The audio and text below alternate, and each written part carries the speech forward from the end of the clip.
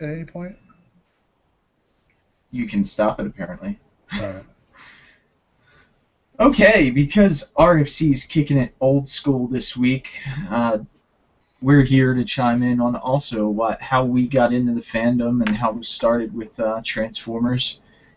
So Matt, why don't you tell us how you got into the fandom and started?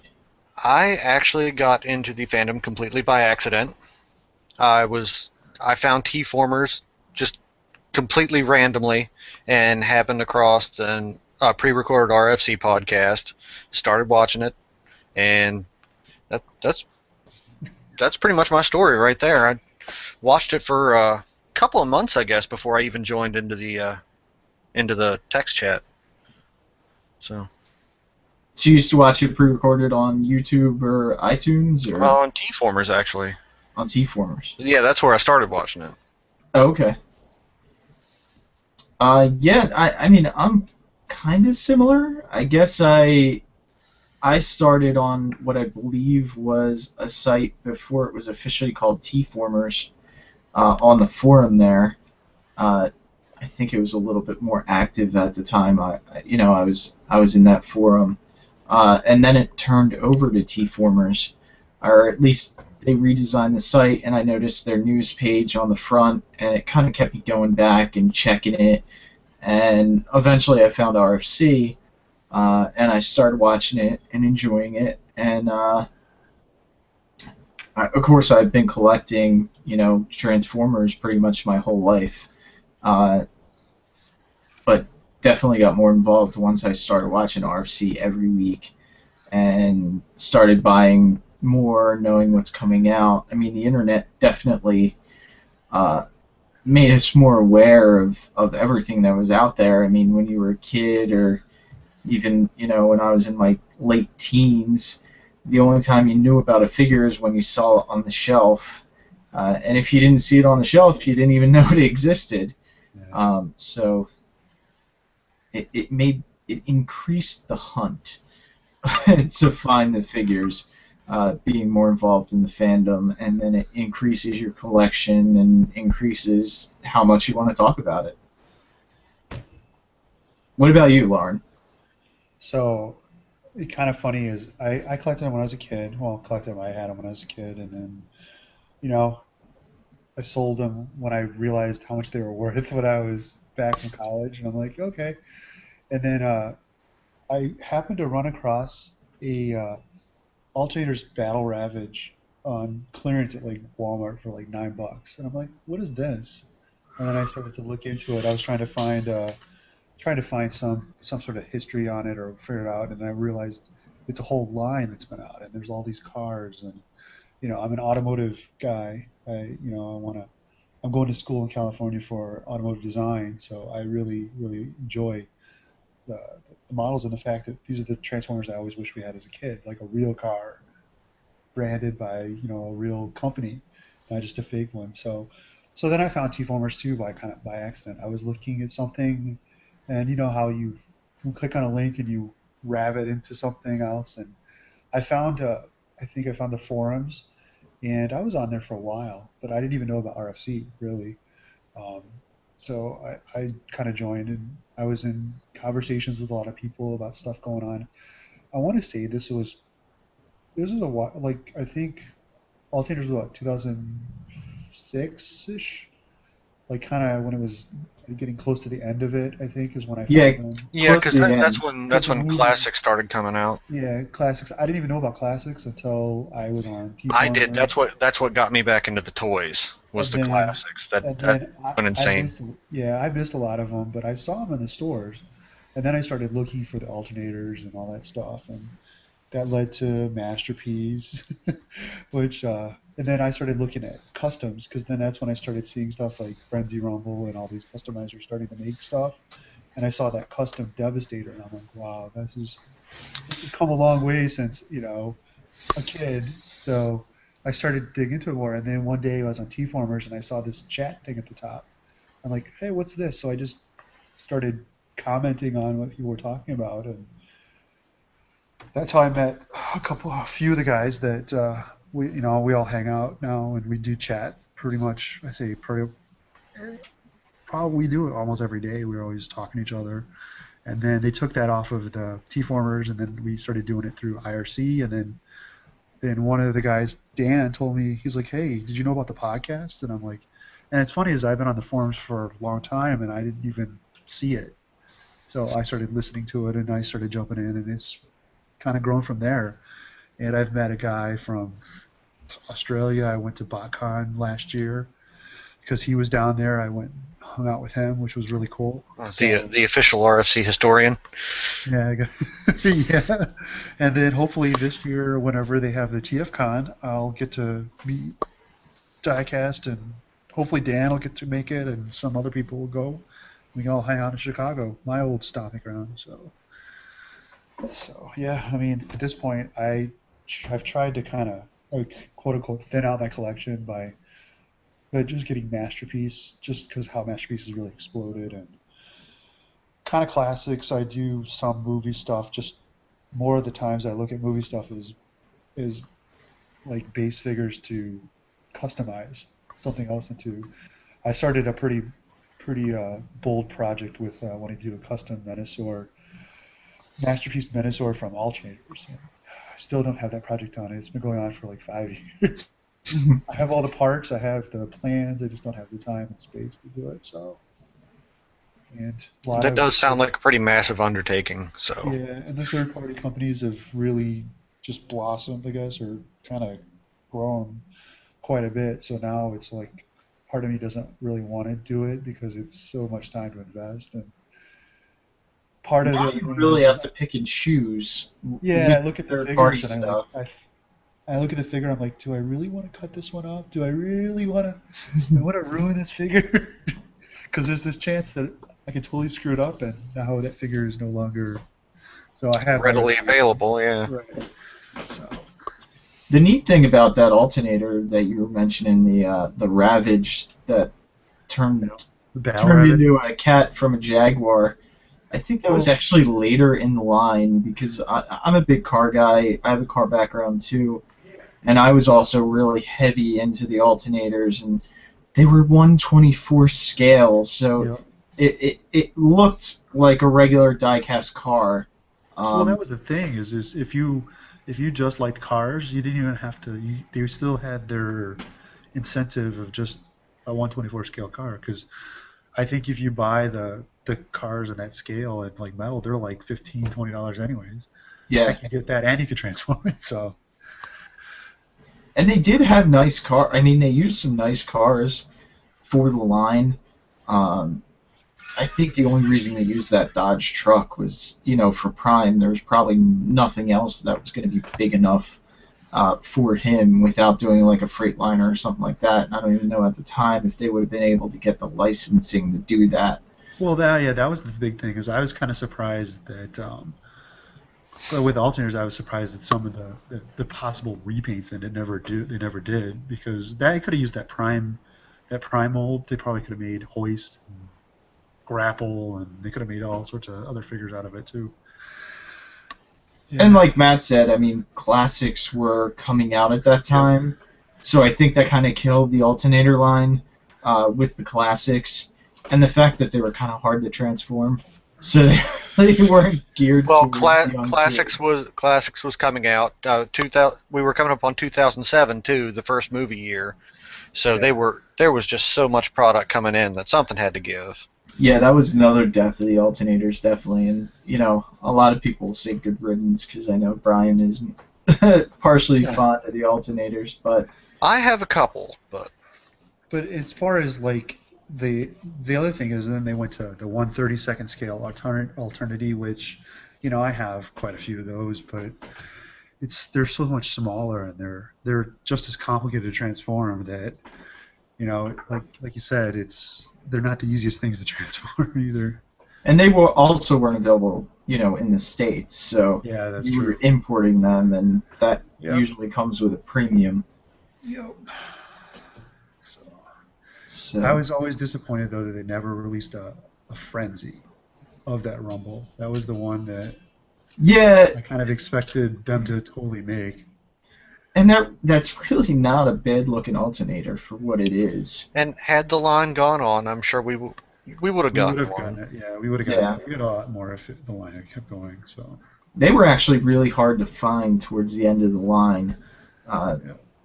Especially, I think that one was a Walmart exclusive or something. So Yeah, I could have picked one up. I had a shelf warmer, but I think I wound up getting. Let's see. I bought like a ton of shelf warming, I guess, alternators because they had them at Fry's Electronics, and they had them for like, gosh, I want to say like $12.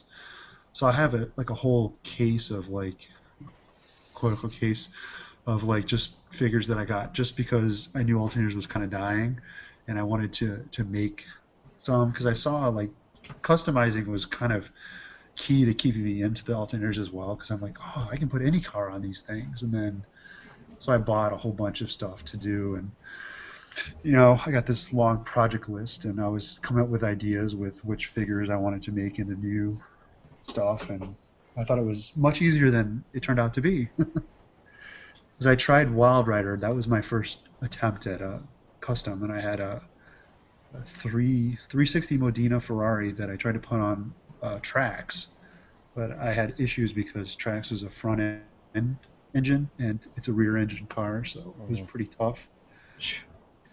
So I never really got past that. But, so that's what got me into it. That's awesome.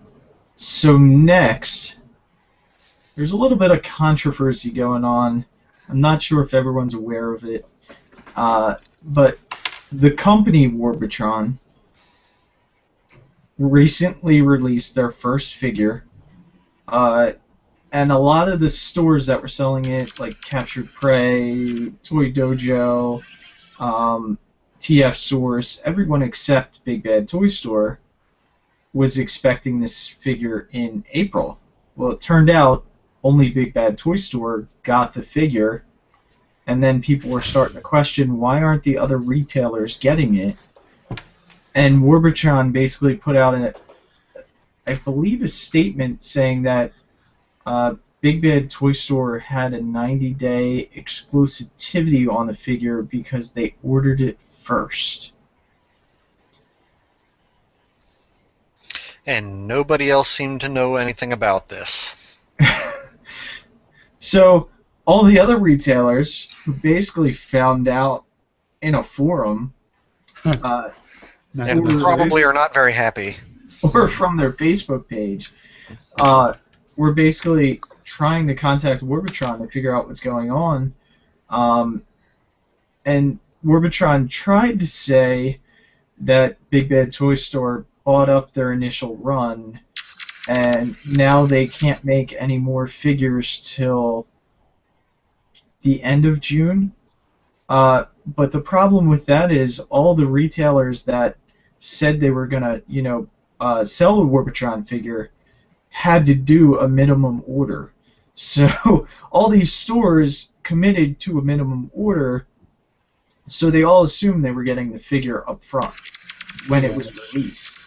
Yeah, it's not just as. Yeah, it sounds like they're trying to backtrack at this point.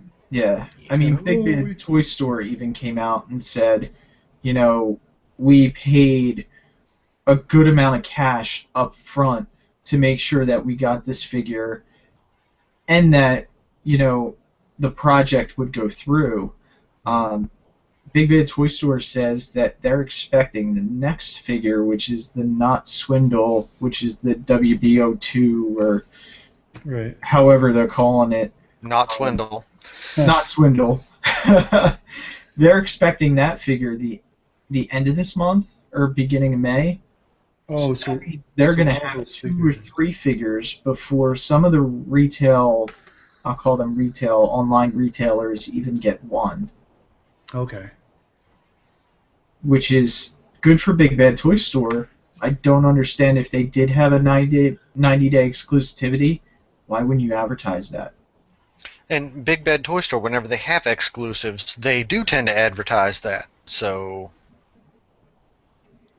And Big Bad Toy Store in their letter kind of said, we did what we had to make sure that we got the order first, because with Big Bad Toy Store's cancellation policy, if another store gets it in a day or two before them, people will cancel and order it from that store. And that really, really annoys Big Bad Toy Store, which I can understand, because you may lose, 100 orders within a day or two just because another store got it in first. Yep. But they could have also worked out an agreement with Warbotron, if this is in fact what happened. They could have also worked out an agreement where they got the figure 10 days before everyone else. Yes, instead of 90. Yeah. That's a big lead. Yes, it is. And I didn't realize they're going to have. How many other figures are they supposed to have out? 5. I know 5, but I mean, like before the 90 days is up, because I know on their thing, you know how like they always announce a date and then it's always wrong. It's always pushed back. Are they supposed to have like all 5 of them out before the 90 days are up? No. And Okay. is this going to happen with all 5 figures? That's what's actually undetermined right now. They don't know if every figure has a 90-day exclusivity. If that's the case, You would think that would be the case. It would make absolutely no sense for Big Bad Toy Store to have a monopoly on the first figure for 90 days, and then, as figures 2 and 3 and 4 come out, well, people can just go back to their preferred online retailer and buy the rest of them. And the problem is, for me, Purpose of it, yeah. I ordered from Captured Prey, which isn't a problem because they always give me great service. Orson at Captured Prey is awesome.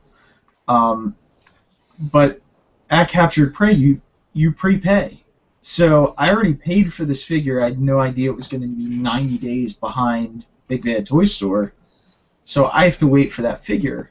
Now, if I was going to order the next figure, knowing that Big Bad Toy Store may get it 90 days ahead of them, I may be more likely to go to order it at Big Bad Toy Store instead of Captured Prey, which means these retailers are going to be sitting on figures. I already know there's, I think, Toy Dojo and A3U have actually dropped Warbotron altogether, and they're not doing themselves any favors with the fans either right now, because in the long run, that's who it hurts. Yep. No, that's not the kind of surprises Transformers fans like. We don't like to wait 2 days, which is, kind of what Big Bad Toy Store was saying. Like, they don't like when people cancel their order at the very end just to go order it from another retailer because they got it in a day or two early. I don't know if I really understand the business move behind it, because that is basically what I see this as a business move, and it just seems like you may get a lot of sales through Big Bad Toy Store because they're like the Walmart of third parties, I guess you could call them. But like after they sell them, whose people may decide not to support. The fans have shown aspects of, I'm not going to buy this because you stole the intellectual property, or something where there's more to a third party than just the figure. If it's something that happens that hurts the fandom, fans have responded with, I guess the best word is a boycott or really low sales, because they understand ultimately what that's going to do to the fandom if it keeps going on, because you got to stop it somewhere. You can't let it hand. Yeah, I don't know what to say on that.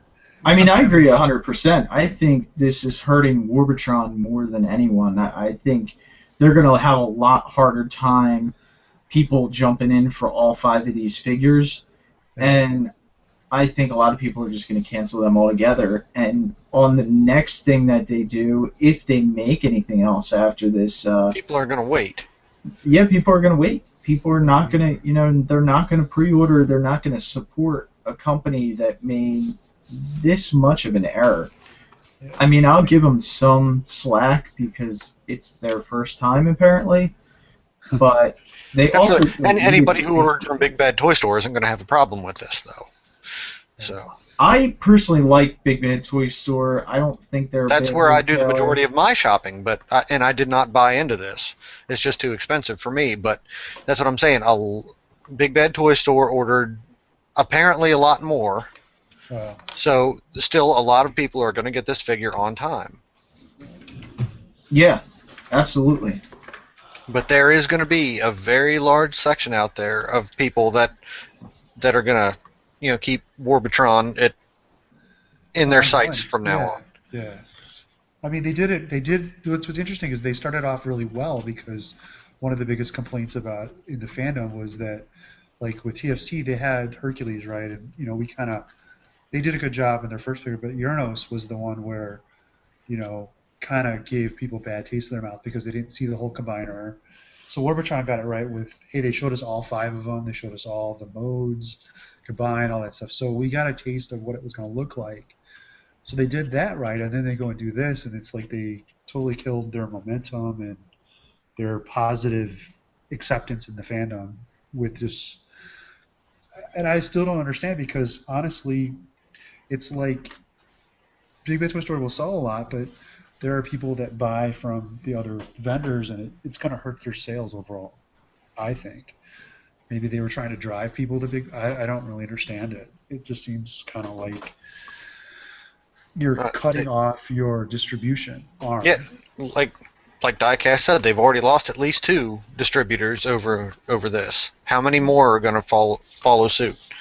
And then if they do get through all of these figures, and they actually decide to make another run, like you guys were saying, I mean, people are going to look at this and go, well, I don't know about that, And like I was saying too, or I was talking about this earlier, is I kind of in that boat. I didn't pay for it up front. I pre-ordered it, and I'm getting mine from TF Source, and I do that because I take advantage of the stacking, and if you get up to $150, you get free shipping. So free shipping is something that if Big Bad Toy Store did free shipping after a certain amount, I would probably buy my stuff from them. This wouldn't really bother me, but I like to do it that way. And now I'm kind of like, I don't know if I want to keep mine, because I like to get my stuff early too. So, I mean, third parties have got a lot of money out there. People pay a lot of money for it. Yeah. And I heard that TF Source was actually, sending people emails saying they weren't allowed to order with TF Source anymore because they canceled their order over this. Now, I don't know if that's they prepaid and they had their stack turned off and they canceled the order, because I believe that the whole appeal of the order stacking is you can cancel at any time, or yeah, at least before the figure comes out. Yeah, I mean, I know just from experience, because I've ordered a lot of stuff from them, that when they started the stacking thing, which was kind of cool, I guess it was their response to Big Bad Toy Store's pile of loot. Mm-hmm. People were putting like figures in their stack, and it was not ones they were going to order. It was a wish list. So people, because I heard that someone had like $15,000 worth of figures in their stack, so they had to put limits on it, and then they had to. They just recently, I think this year, they made it where they made it kind of the same style of Big Bad Toy Store, which is if it comes in and it's in your stack, they charge your card. Because before, you could let them sit in your stack and you didn't have to pay for it until all your stuff came in and you could pay for it. But like anything that's got a good intention in design, people have found a way probably to abuse it, and they had like $600-700 worth of stuff, and then they cancel. And so there's all sorts of reasons, I'm sure. But it also may have been, the sheer amount of people that canceled their orders over this. True. I mean, but I don't think that they should penalize the people that pre-ordered it based on new information that came out. Based on lies. Right, exactly. So, I mean, because if the store didn't know that they weren't going to get it in April, the customers sure didn't know that they weren't going to get it in April. But the store is the one paying every time a customer cancels their pre-order. Right. I would think that this could I don't know. I mean, I don't know what you can do. It's not a good. It's not. I mean, I know they say even bad PR is good because it gets people talking about it, but I don't Not think necessarily. Not in this instance. Yeah. This is a pretty big blunder, and I know the fans like your deck. As you're saying that you are forgiving on something, so this is their first figure, but if the next figure turns out to be the same thing where it's 90 days, and I think that's gonna be, for lack of a better word, the death of this. It's gonna only be the people that are buying from Big Bad Toy Store that are gonna keep it alive, and then even then, you don't know if people. Well, here's what I worry about too. Don't buy it. I It winds hope. up not even being made. So Right. I hope all the stores, all the other retail stores, don't drop this figure. Because if that happens and you can only get it through Big Bad Toy Store, You may not get your entire set. you may not get your entire set. The prices may also go up. true. Because if Big Bad Toy Store is the only one selling it, you know that they're going to mark it up 10 or 15% more than it already is now. Not that there's anything wrong with that, but I just think the more people selling the figure, the better price you're going to get. Yeah, more competition. Yeah, more Competition's always good. free competition. market. Yeah, free market. I mean, supply, demand, all that stuff. So I would be more worried about buying it now if it became that way, because then if a lot of people dropped it and then they don't finish the project, now I got 2 figures, 3 figures that I can't even build the figure I wanted in the first place. Oh, like my Uranos set. Well, I built my Uranos, but I will never buy from TFC again. But that is different, though. They actually made all 5 of them. This is one where we don't know if they are going to finish the project. And the schedule's so aggressive. I mean, they're talking about all 5 figures being out before the end of summer, I believe. So that's the quickest. That's a tall order, yeah. That's the quickest we've gotten 5 figures, if it happens, from any company. And we have seen them all in prototype for quite some time, though. Yeah, I mean, that's what I was going to say, is I don't know if it's a tall order because they actually have it all designed and like that. But the other part is that how many people have, like, one good thing about when you space them out is that people have time to save or get the money for it. That's how I got Hercules. That thing took like a year to come out. So, I think that's why I never picked up Hercules, because I was like, I can't spend like $600 on a figure, and then Green Giant came out and he was like $350. So to me, that was a little bit more affordable, and I really love Green Giant. So he looks like a good figure. And the reason why I really would like to get Warbotron is because I want I have the alternators, I have the bigger figures, the Masterpiece. I like that bigger size to the combiners, and I like my combiners to tower over my other figures. Exactly. I mean, I don't think my Bruticus, Fans Project Bruticus, towers over MP10. No, not really, no. But I don't know. And the other thing too is he's a really big figure, so he towers over freaking Hercules and Uranus. So and I think I asked maybe a couple weeks because I didn't even know, because this is where I don't really know some of this stuff. Isn't Predaking the biggest combiner? Yes. So he would be the biggest one that I know of, anyway. Biggest American release. I mean, size-wise, like, he's bigger than all the other combiners as far as scale and stuff. So, like, I could see and I asked that question. I go, is Bruticus big? Like, is he supposed to be bigger than the other ones? And people are like, nope, he's pretty much the same size, right, as all the other combiners. it's funny because in my head from G1, what I remember of G1 and what I've watched recently, all the combiners to me kind of seem like they're the same size. Yeah. I mean, you got 5 or 6 figures that all combine into one robot. I mean, how big can they be? Throw scale out the window. Yeah. But I mean, Bruticus has a tank for one leg and a jeep for the other, and a space shuttle for an arm. I mean, come on. Yeah. That's like freaking Defensor. So, all right. Well, that was great. Thank you guys, and no problem. Back to RFC. All right.